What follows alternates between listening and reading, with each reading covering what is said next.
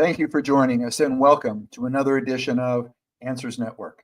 I'm your host, Alan Cardoza, and if this is your first time watching or listening to the show, know that every Monday from 11 a.m. to noon Pacific time, this show will bring on special guests that can inspire, educate, and in some cases entertain, while bringing answers and options to making our lives happier, healthier, and more successful. And I'd really appreciate it if you could all do me a big favor. Please forward one of our shows to your social media group, because sharing this show and others like it that focus on improved health, happiness, education, and success is one powerful way that we can make a positive influence in the world together. Now, our topic today is ballet. Yes, I said ballet. It's more than a form of dance. It's a holistic activity that enhances physical fitness, emotional well-being, social skills, and cultural appreciation. Now, encouraging children to train in ballet, it helps them develop skills and traits that will serve them well throughout their lives, regardless of whether they're going to pursue dance professionally or not. Now, for me, having spent over 40 years working with thousands of teenagers, I can confidently say to parents, if you want to stack the odds in your child's favor to thrive in life, get them involved in ballet or similar activities. Now, our guest today is Allie Hellman. And as you can probably guess, we're going to be talking about ballet. She's a Southern California native and the artistic director of Ballet Project OC, a nonprofit organization. Now, Allie's ballet career is quite interesting because she began at 14 years old when she moved to New York City on her own to train at the prestigious School of American Ballet. She went on to dance professionally with the New York City Ballet and Pacific Northwest Ballet, but her heart led her back to Orange County, California to pour into her community. Now, through Ballet Project OC, Allie has choreographed over 25 original works and is on a mission to establish a full-time professional ballet company in her hometown. Now, she's passionate about empowering the community by creating access to professional level performances, mentorship, and opportunities that support the next generation of artists right here in Orange County. Allie, welcome to Answers Network.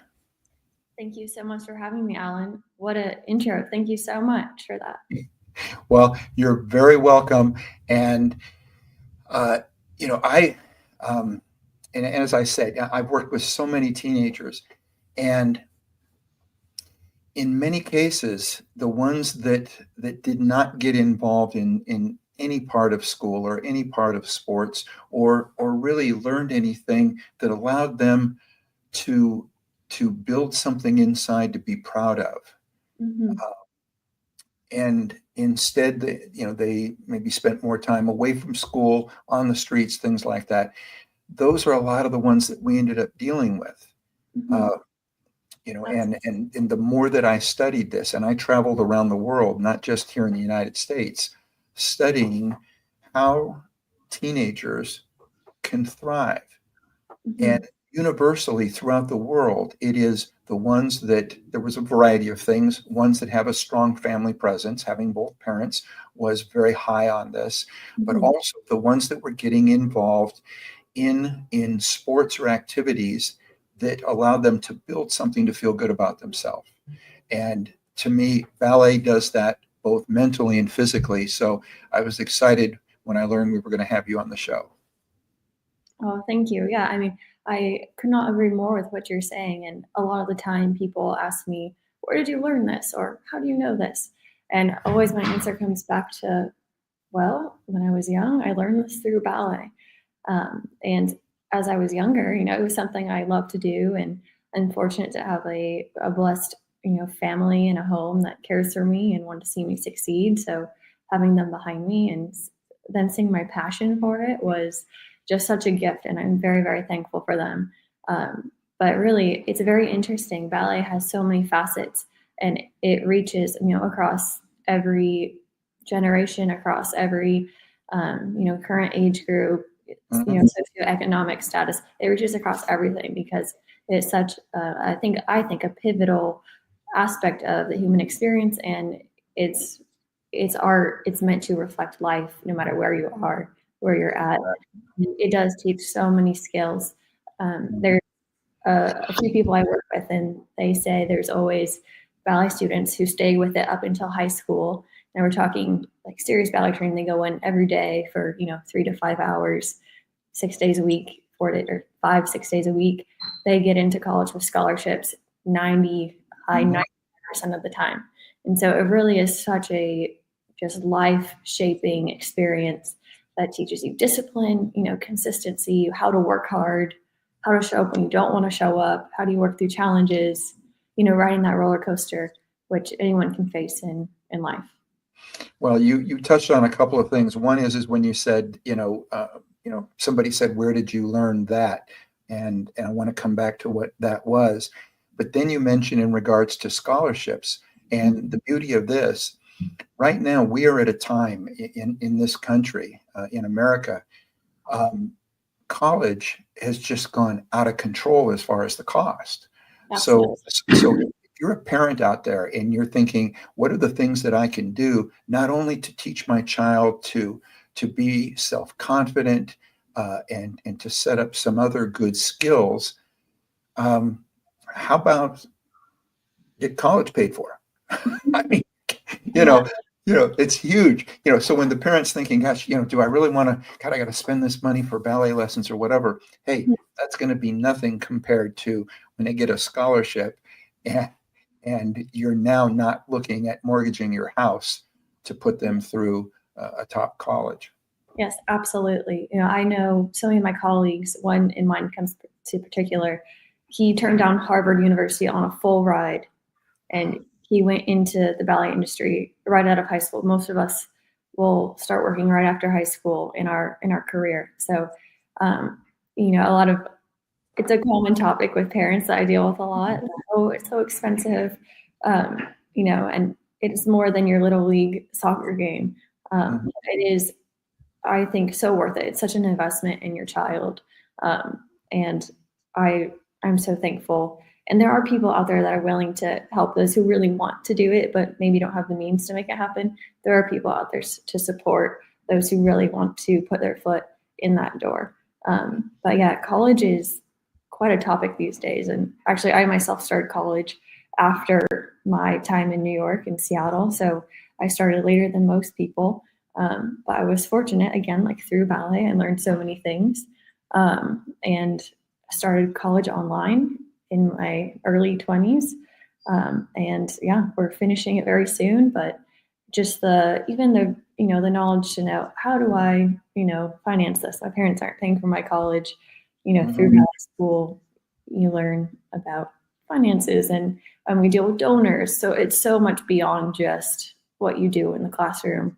Can I jump this high? Can I turn around? Can I sit on my toes?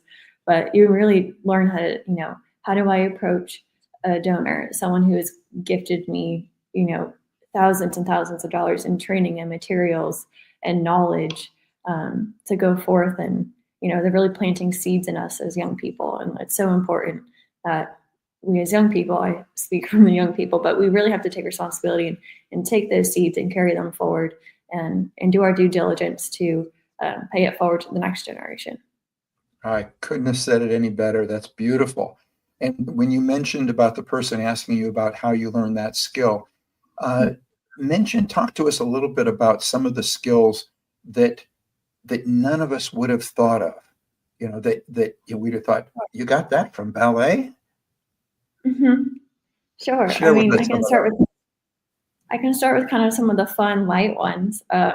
Definitely, as a ballet dancer, it's very physical, and I feel like it goes half and half. A lot of people will say, "Oh, I knew that. It's so hard," but then other people are like, "Oh, you just twirl on your toes." It's not.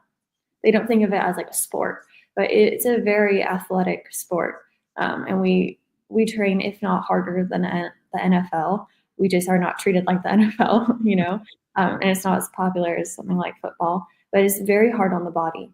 And so a lot of people don't realize all the hours of training that go into it and just the body awareness that we have to develop. We can feel, our fifth cell in our pinky toe if we had to, because it requires that much attention to your body. So general body awareness, I think, is a huge pro. Even when, I have a great father, he said, let's go, to the golf course. He always took me growing up, which I loved. And he found, oh, you can really hit a golf ball, because that form already, things like that, transferring to other sports and activities was so natural for me. So physical ability, for one, I think that one shocks a lot of people, because we're painted as these dainty, little ballerinas, but really it's very hardcore. So I think that surprises people a lot. I just thought of a great marketing thing. Okay. From time to time, and I'm not a golfer, but I do get invited. So if there's a charity event or something like that, I will generally go. And some of my friends are former professional football players. So usually, if I'm out there in a foursome, there's a professional football player and then a few other people.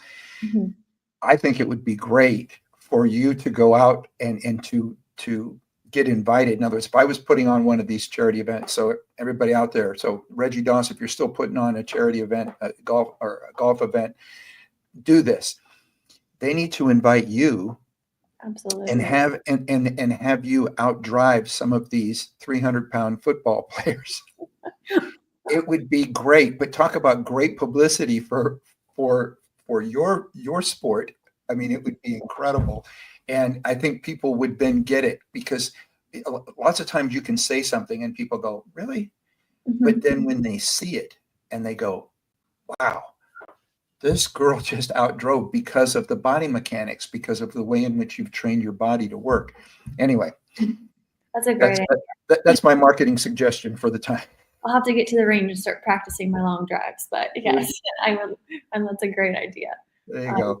Yeah. Well, I was saying, let's talk about what it really takes, because you were talking about some of the skills and some of the things, how difficult it is, the idea of being up on your toes, and I know it takes a lot of dedication, but let's just talk about what it really takes to be a ballerina, and what are the key qualities and training involved when you make the decision to pursue this path. Absolutely. It is demanding. And even we talked about the physical side a little bit, but even more so, I want to emphasize the mental side and the intellectual side of it, because it's not quite like a sport where you have these boundaries with your coach and things. Our ballet teachers, to improve us, they care so much. And definitely the older generation, we see this a lot. They take on these kids as their own little projects. They're there to make them stars. And so it's really, how much pressure can you handle, and can you separate your identity and your worth from the work that you're doing? Because at the end of the day, I'm very strong in my Christian faith. And so I place my worth in that status and not what I'm doing here. Because I found that when I get really wrapped up in what I'm doing, the smallest mistake becomes the biggest stumbling block for me. So for young children who grow up in ballet, we're driven to be perfectionists to a fault, to a big fault. And so it takes a lot of mental strength to mature and to realize that it's okay if I make a mistake every once in a while, right? We're trained to be consistent. And I think that comes down to trusting yourself. And it takes a long, long time for dancers to kind of understand that it's okay to be human. I don't have to be superhuman. But there's a lot of pressure that goes on and a lot of politics within the dance world. So it's, how strong can you be? How can you remove yourself emotionally from some of the things that you don't need to be wrapped up in? And then how do you carry yourself? Are you going to let people walk all over you? Are you going to let people manipulate you into doing what they want you to do? Even if it comes from, a step all the way to, we've seen some horrible things, unfortunately, unfold in the dance world that go beyond, just ballet, like breaking laws and things like that. So it can become a slippery slope if you don't have a good mind, So as much as we're training the body, we're training the mind to combat those things and to stay strong and to stay focused and stay on the road to success. One of the things I'd like to touch on, because obviously I mentioned it in the introduction, but growing up away from your parents, I mean, that must have been a huge adjustment, and especially at such a young age. Can you share with us the implications of that and what that was like? I mean, I assume it's the equivalent to like going away to boarding school. Yeah, it quite is literally a boarding school. And so for my story, it actually starts a little with my older sister. So she also left away from home, but she was 16 when she left. So we're 3 years apart. So I was maybe 12 and a half, 13 when she left home. And so I had a year of being a single child at home, which was very different for me then. But the ballet school, it's very selective, by the way. It's very hard to get into the School of American Ballet. They have about 200 students total, and that's from around the world. And about 60 kids from around the world get to do room and board. So essentially, if you're not from New York, you have a 1 in 60 chance of getting a spot if you're qualified and good enough, and they see potential in you and all that. So it's such a big opportunity to get invited, and so you can't really, I say, audition. You have to get accepted into their summer training programs, even to be considered for their year-round boarding school. So it's quite a process. So I've been going to New York since I was 12 for the summertime. Like, school gets out, I fly to New York with my parents. They get me all set up in my dorm. They leave. I do my 5-week camp essentially, and then they come pick me up, bring me home. And then we did that for 3 summers. And my sister even before that. So we had been going back and forth to New York for a while by the time it was time for me to leave home. But even the head of the school actually called my mother when I was too young. They have an age limit. They say you cannot stay in the dorms until you're 14 years old. That's the threshold they've put on it. Understandably, some people might say it's too young still, but that's the number they have. And so they called me when I was, I think, just turned 13. And they told my mom, we have your older daughter, but we want you to mentally prepare. Next year, we're taking your younger daughter, And for me, I was so excited. There was nothing I wanted to do more than to join my sister in New York. So it was a boarding school. And at a young age, I was so focused. I knew this is what I'm going to do with my life.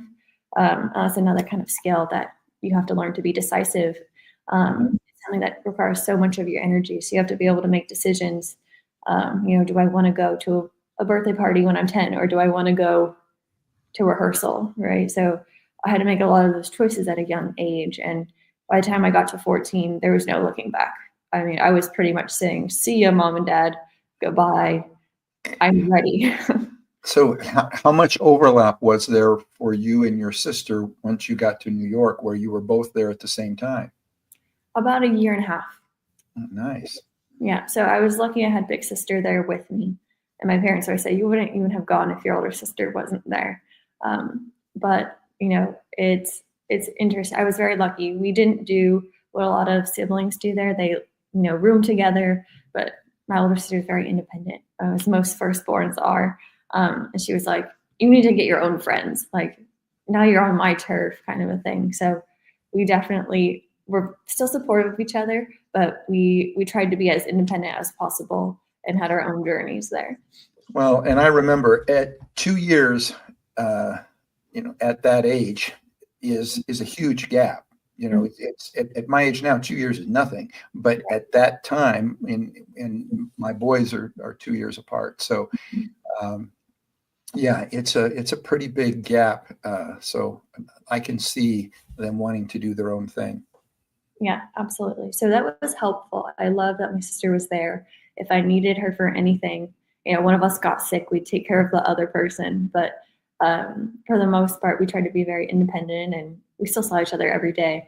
But my parents were very adamant about this, especially, going from, I say, a very cushy, comfortable place like Orange County all the way to New York City.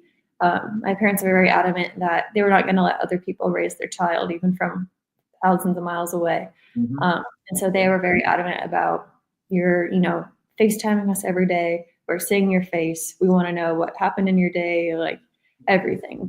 I have very involved parents because they knew the dangers. I mean, more so than I did. I was so blind to it at a young age, but they knew the dangers of, sending their kid away to let kind of the world influence in a way. And so I'm very thankful that they stayed very involved in my upbringing, even from a far ways away. And I think that helped me too throughout the ups and downs of the ballet school in New York. You're living with kids your age and they don't know how to take care of themselves either. And you're all trying to figure it out. And you have to get yourself up for school in the morning and, hop on the subway by yourself at, 14. That was the craziest thing to me. Like, I get on this train with a bunch of strangers by myself. What do you mean? So definitely it's that self-discipline. You got to get up, you have to go to school. I went to a public school in New York City. It's like a public charter school. They work with kids that go on Broadway or on Netflix shows. They're all working children.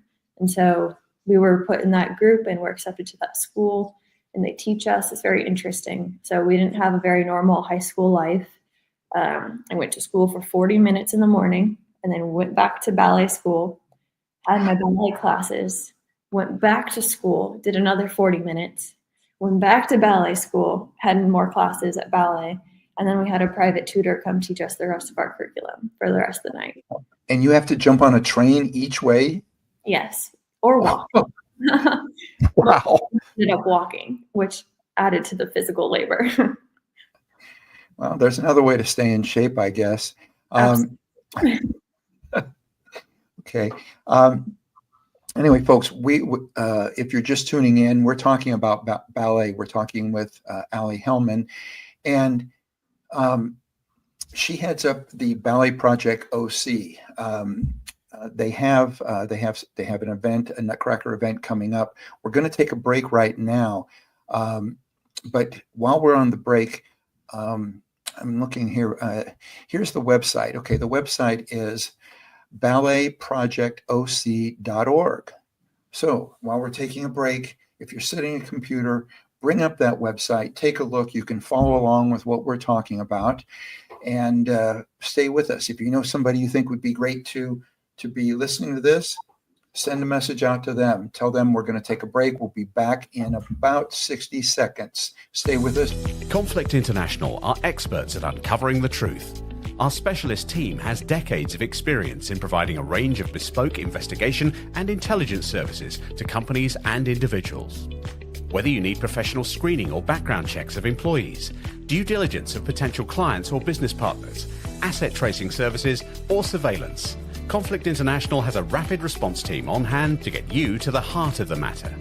Our key strength is in our global capabilities. We can tap into an extensive network of trusted professional investigators based in most jurisdictions worldwide, enabling us to go almost anywhere a case takes us. Conflict International has decades of experience with a diverse range of skills among our team, developed from backgrounds in military and security intelligence services, as well as practiced lawyers. Visit our website today at conflictinternational.com to find out more about our services. That's conflictinternational.com. Global reach, local knowledge. And we're back. We're talking with Ali Hellman, and we are talking about Ballet Project OC. So when we went to break, you were talking a little bit about, your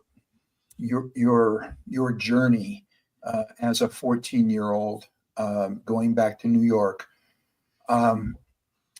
Take us a little bit further now to where, okay, you're there, you're going to school. I love the fact that your parents are staying incredibly involved in all of this. Let's talk about some of the maybe trials and tribulations that one has, living on the other side of the country from their parents at such a young age. Mm-hmm. Absolutely. Yeah, one of the first things that actually comes to mind as a trial would be first injuries.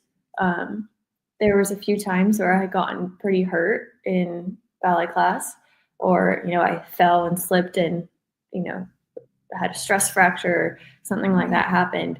And even living in New York without your parents, it's not like they can drive you to the doctor. I remember being on crutches and crutching to the doctor's office by myself. And I thought, there has to be a better way, So just having that realization that, I needed to take care of myself. in a way that nobody could, and previously younger, it's like your parents would, make sure you're fine and get you where you need to go. But definitely injuries was a big trial for me. I'm pretty tall. I know I'm sitting down. You all can't see how tall I am, but I'm pretty tall. I'm about 5'10" and a half. So I'm actually one of the tallest ballerinas in the country. And probably the tallest one contracted by the New York City Ballet to date still. And so with growing, just you're naturally more prone to be injured. And so I did have a few years where I was chronically just injured, still dancing, but dancing through a lot of pain. So that was a big trial for sure in my training there. Another trial was just, being with a bunch of people from all over the world, and everyone having different ideas and beliefs, and even going to, New York City public school, they were teaching some things that I was like, Mom, Dad, what do they say? Things like that, where I definitely relied a lot on my parents to kind of steer me in the right direction. But it's a time where information is so readily available at our fingertips with technology and everything. And so I think as a young person, that can be very hard to navigate if you don't have some direction on how to use it appropriately, how to engage with others through it. And ultimately, living with 60 teenagers is quite a challenge at times. And so I think through all of those different kinds of trials, they all pushed me and made me mature very young. How to deal with conflict negotiation, how to even how to deal with, we had supervisors and deans and things that lived with us. How do you live under leadership and authority? We had rules in which, some people say we're so strict that we lived in a prison, some things like that, where every time we left the building, we had to sign a card and say, this is the time I'm leaving, and this is the time I'm coming back, and this is where I'm going. If they found you any place you weren't going, you'd be in a lot of trouble. So there are a lot of rules and regulations to abide to, because, these people are signed off now as your legal guardian by your parents. And so I think with all that to say, there's a lot at stake when you go away from home. And a lot of people realize that, but then a lot of kids did not realize that. So kids would get into, drugs and alcohol very young. It's New York City. They look old enough, they can find their way anywhere. And so it's quite scary, I think, and nowadays with the way the world has gone. Not that anything is super new to, mankind, but it's quite scary now as an adult, being more aware of everything that's out there. And so when I think back to some of the kids my age were doing things I had no idea about, it's quite a scary thought. But I'm very grateful that the path has crossed me gently, and I stayed on a dedicated route and had good parents to have a good brain on my shoulders for sure. All right. So how do you think art like ballet plays a role in keeping people hopeful when times are tough? Right? Mm-hmm. This is going to be playing in 2024 for the first time, but we're still not that far past having gone through a pandemic in which things got very tough for a lot of. Talk about how you think art like ballet can play a role in these situations. Yeah, absolutely. Even just thinking back to the recent pandemic, it was shattering for a lot of artists, for a lot of ballet dancers, and even the companies, the national companies, the biggest companies in America, were out of work for 3 years, and they're actually still not employing their dancers or paying them what they were to before the pandemic. And so it's definitely taken a huge toll on us. But in my unique story, I started my company in 2019 with actually no intention of kind of letting it be developing as it is today. I thought of it more of like a every summer, once a year thing, because I was employed. And so I would work somewhere else, kind of like a school year. That's where the ballet company has its fullest schedule, is like September to June. And then we're laid off every summer. So no one works in the summer. And so I thought, well, I could put something together and, give some people work, and we'll come back to Orange County, and because we don't have anything stable here, and I have a big community. I grew up here, so get everyone involved and educated, and let them see what I was so fortunate to experience every day in New York. Why not bring it here? And so that's kind of how it started. But then during the pandemic, actually, everyone went to Zoom classes. So forget your giant warehouse studio, 20-foot high ceilings. You are now dancing on tile floor and hitting your kitchen sink with your toes, So, and in my unique story at this point, I had been coming back from my second broken foot, and I moved back home right as the pandemic was starting. I was in Seattle at the time. They told us, I think you all need to go home for a little bit. Like, we don't know what this is going to be. So we all flew home, and I was ecstatic. I couldn't have been happier to come home to sunny California in such a dreary time. Better to be in, the sun rather than dreary Seattle. But I was kind of at the point in my career where it's like, I'm either going to stop or I'm going to push forward and make a difference. And so I turned to my father, who's very ambitious and very supportive and an entrepreneur himself. So I turned to him and I said, I'm not dancing in our kitchen. Like, I'm coming back from a broken foot. I'm not going to risk ruining my foot forever, just to dance in this time where everyone is sad and locked up at home. So luckily, we're in Orange County here, so regulations were a little different. And we very much believe in keeping consistency, and locking yourself in a dark room is not good for you in any way. And so we were very passionate about that. So we had a small group of people come together every day, and we worked, and we built our own space in one of my dad's empty work rooms that he owns a data center. So he lost actually a bunch of business during the pandemic, but to my benefit, we built a ballet studio in there. So luckily we got that all situated, and we had a space where we could come and still work on our physical, abilities. And then mentally, it was so great for us to not stop that work. So for us, it really started in the pandemic, where we really went to work. So I'm lucky that was a great starting point for us. And we never stopped after that. So that's how we kind of got to where we are now. We put on about, 6 to 7 shows a year, different programs, and employed over 40 dancers to date, and really to help them along their journey as artists. But also we're big on emphasizing that ethical, humane kind of approach to training and helping people through their trials, especially when it comes to dance, because believe it or not, majority of dancers and artists only can find worth in their performance, which is so sad. And so we do a lot of work to really emphasize that we care about them and not just what they do. And so that's kind of the heart of like who we are and our mission, but ultimately to expand that professionalism and to pass it on.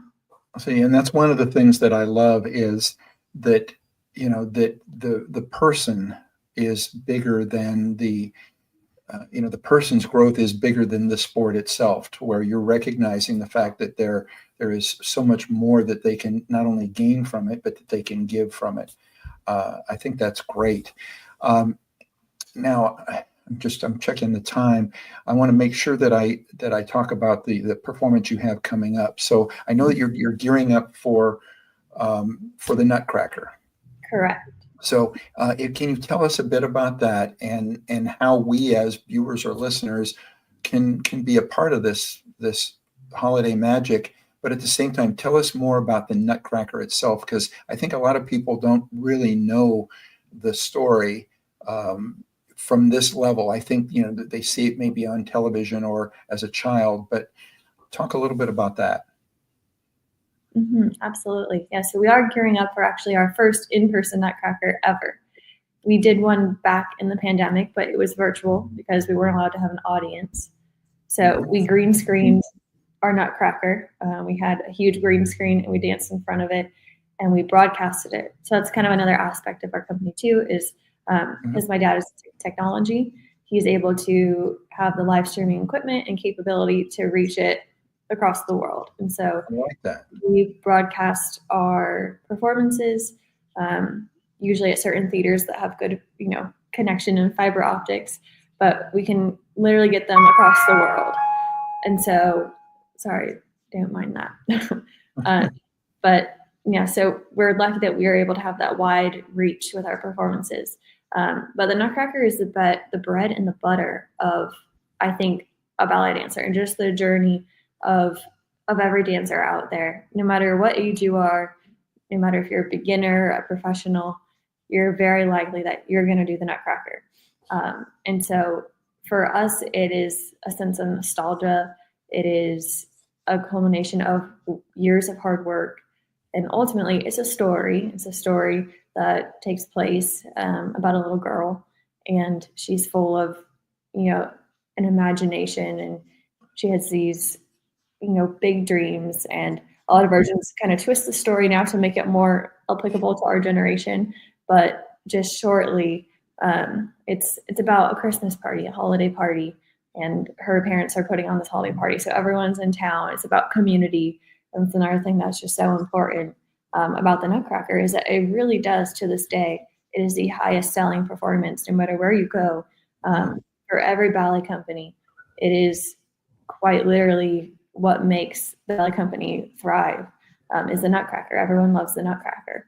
And so the story goes on, and the girl either falls asleep or has a dream that, her doll that she was given a Nutcracker back in the day, like her baby doll, comes to life and becomes her prince. And they go on this journey together and into this, fantastic, whimsical, made-up land of sweets, where they all bring something new to her, a different flavor. A lot of them are actually based off different cultures. And so on top of the community aspect, it's a celebration of global cultures, which I love. It's unfortunate some people are very much stripping that away now, but I see it as something so beautiful that they can all exist together. And I think that's a wonderful approach that maybe we need to see a little bit more of nowadays. But that's kind of Nutcracker in a nutshell. And at the end, every little region is named with a candy as well. So you have like Arabian coffee or Spanish hot chocolate, and things like that go all the way down to the end. And then kind of the queen of the land of sweets does a little dance, and she's more of like the motherly figure to the character. So it's quite an inspirational story that allows everyone to enjoy something about it. Whether it's the beautiful dancing or the storyline, or even, for young girls, for young people, definitely a lot of dancers say, I saw the Nutcracker and I said, take me to ballet class. And that's how a lot of young children start. So it's a magical time. And we would love to invite your viewers and any of the community, anyone in the Southern California area, even if you're not, we have virtual options as well, but after the fact. So probably a little after Christmas, we'll be releasing everything in the holiday season still. But you can get tickets at our website, and it's going to be located at the Yorba Linda Cultural Arts Center, which is a brand new facility, well, relatively new, right, since the pandemic. Beautiful little theater in Yorba Linda. And there's really nothing out there that way. So we're very fortunate to have the opportunity to share some holiday magic with the region. Well, I love that. We're going to take another break, but we're going to have a little bit more information on this because I've got a couple more questions.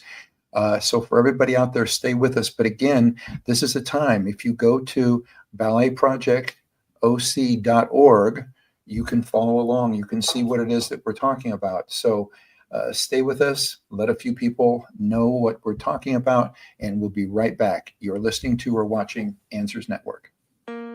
Having a teenager at risk who is going through a traumatic experience can be difficult on parents, siblings, and all who are working with that young person. No family should have to go through this process alone. West Shield Adolescent Services is here to ensure you don't have to. Many of the psychologists and psychiatrists we work with have spoken about the stress families go through. Not just the young person, but the parents, needing to get their child to a program where they can get the help they need. West Shield aims to lessen that stress. Every case goes through a thorough intake process with one of our knowledgeable, compassionate intake coordinators. We want to know the likes, the dislikes, and the fears of each child. This important information is taken into consideration when choosing the best suited team member for each individual teenager. West Shield agents come from all different walks of life, giving us a diverse group of team members to ensure a personalized, compassionate experience for every teenager. This allows us to make certain every young person we work with gets to the chosen program in the best possible state of mind. We contacted over 600 of the youth we've worked with in the past to see where they're at now. 97% of these individuals told us how much their lives had improved, that they had better relationships with their friends and families, had gone on to marry, have kids, and were now using the skills they learned in their program to raise their own children. Our role of transporting at-risk teenagers is a vital step in the process of ensuring a youth's ability to thrive in their new environment, and is a role we don't take lightly. The recovery process can be a long one, but like any journey, it started with a single step.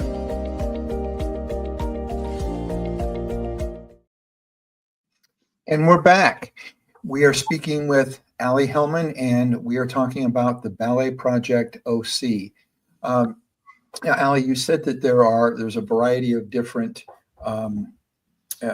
productions that you've put together.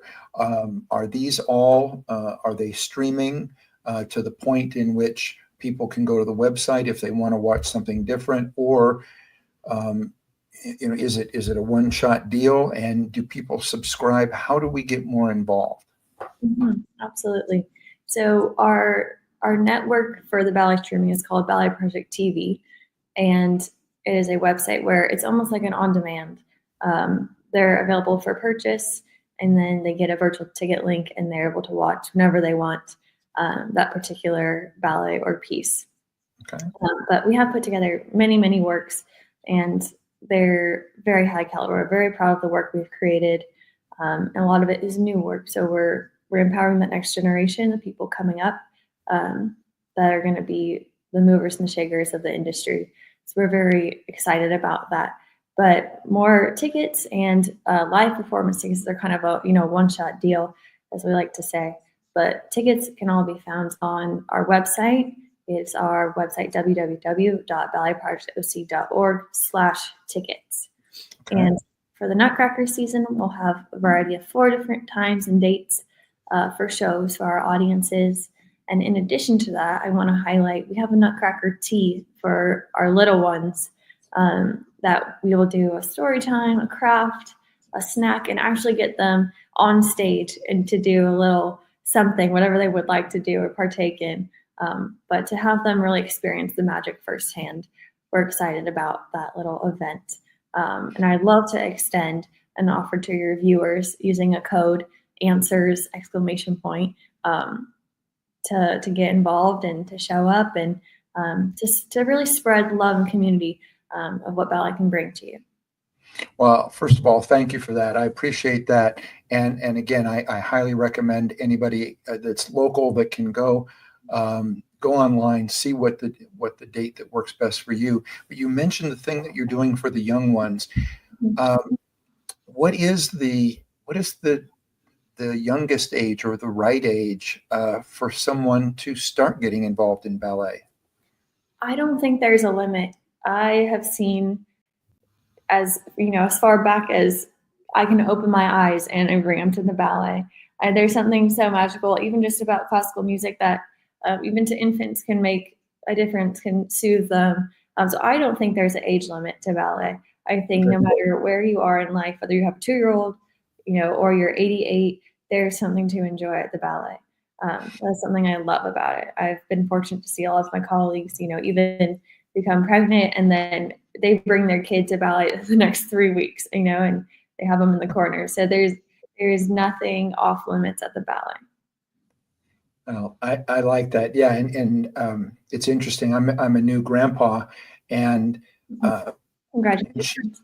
and she's just starting to walk, and so I love the fact she's holding on to the thing, and she's already up on her tiptoes because she's trying to look over the little thing there, the little area that she's in, and she's already up on her tiptoes. And so I started smiling the last time I saw her recently, and she was doing that, and I knew we were doing this show, and I thought that looks like a ballet move to me. It does. That's how it starts sometimes. And she's not yet, and she's 11 months. Oh, oh, how sweet. Well, yeah, let me know if you'd like to bring her. I'll make sure you have some seats. There we go. I will be checking to see if mom and dad want to, then I will definitely be going. And I want to share something else for everybody else out there is, if you didn't catch it when I first mentioned it, but Ballet Project OC is a nonprofit organization. So even if you can't attend, a generous donation is one way that you can make a positive difference in the lives of young people. You can do it today. So again, if you go to the website, you can learn more about it. You can realize that this is a beautiful project, and it's something that, from the standpoint of the arts, big believer in the importance of the arts, and it's something that has been being cut back and cut back and cut back as far as government funding. And we need to focus on, instead of gross national product, let's focus on gross national happiness. Let's focus on gross national health. And we can do these by supporting projects like this. So again, I just really cannot emphasize enough how important this is and why people do need to get involved. So Allie, we've got just a couple more minutes. What else is it that you would like to share? Yeah, absolutely. I thank you for sharing that. It's definitely, we are a donation-based company, and though we apply for many, many grants, state, county, and nationally, the answer is always very difficult, to put in a lot of work into grant writing. So we completely now are reliant on the private sector, and that is our path forward. We believe, I don't quite believe, this gets a little slightly political, but I don't quite believe that the government should be funding every arts company. And so I believe in hard work. And so I am a hard worker, and I go after it. But I'm very passionate about drawing more people to see what we see, and to see that in young people, and to let them experience the arts and let them grow up, and to learn these things, to be mature, to be diligent, to be disciplined, and put their best foot forward in everything. It's truly shaping the lives of young people. And so we are donation reliant. So if your listeners are inclined, we are very appreciative. Every dollar goes towards a dancer, a bill. There's always things to be paid for, overhead. And so we are a nonprofit. Those are tax deductible.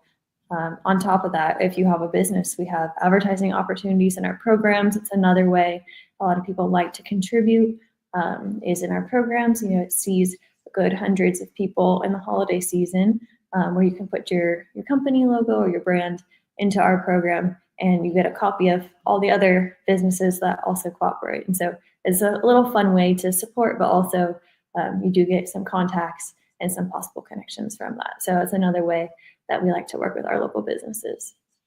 It's very nice. Well, Allie, again, thank you so much. And for everybody out there, I will be going online, and I will be looking to see which one of these performances is going to work best. And if I can get my son, daughter-in-law, and grandchild out there, I'll do the same. So again, Allie, thank you so much for what you're doing. You're making a positive difference in the world, and that's what we love. That's what this show is about. So thank you. Thank you for having me, Alan. It's such a pleasure. All right. Now, for everybody out there, please visit our archives of past interviews at answers.network, or just subscribe to the show through Apple Podcast, iHeartRadio, Spotify, SoundCloud, YouTube, Rumble, Spreaker, and many other popular platforms. If you like what you hear, please leave a review.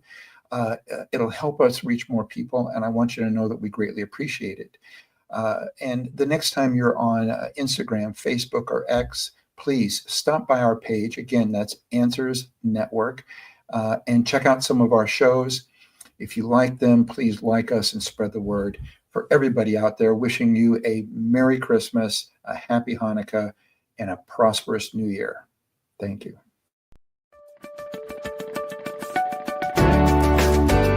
You're listening to Answers Network with Alan Cardoza, only on LA Talk Radio.